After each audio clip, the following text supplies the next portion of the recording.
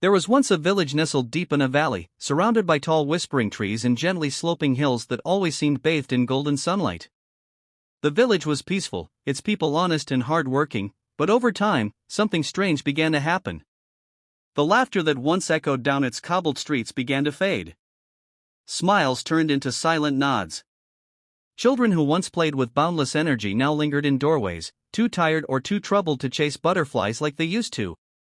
No one knew exactly when it began. Maybe it was a series of poor harvests, or the illnesses that swept through during cold winters. Maybe it was just the slow erosion of hope. Whatever the reason, the village had changed. Hearts had grown heavy. And amidst it all, a little girl named Ilara held tightly to something the rest of the village seemed to have forgotten: faith. Ilara was only 10, but she had the wisdom of someone much older. She lived with her grandmother, Mira, who was known throughout the village for her herbal remedies and warm tea that could soothe even the most restless soul.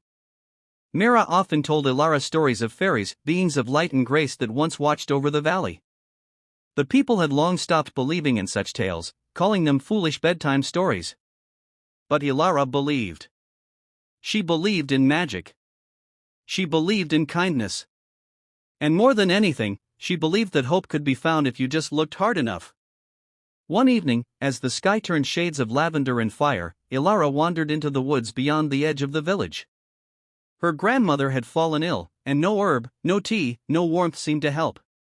So Ilara, holding tightly to the story she had grown up with, walked into the forest to find the one thing her grandmother always spoke of but never claimed to see: the fairy of kindness. She walked for hours, brushing past ferns and wildflowers, calling softly into the silence. "Please, if you're really out there, I need your help." Her voice was gentle, but sure. The woods seemed to listen. The wind slowed. The birds hushed. Then, just as Ilara thought she might have imagined it all, she saw a light, soft, pale, and flickering like the glow of a candle in the distance. She followed it. It moved slowly, deliberately, always staying just within sight. Finally, it stopped in a clearing where the moonlight spilled down in silver streaks, bathing the mossy ground in ethereal light. And there, hovering just inches above a stone, was a figure no taller than Ilara's hand. Her wings shimmered like sunlight on water, and her eyes held the warmth of every sunrise Ilara had ever seen. She didn't speak. She didn't need to. The fairy's presence alone wrapped Ilara in comfort.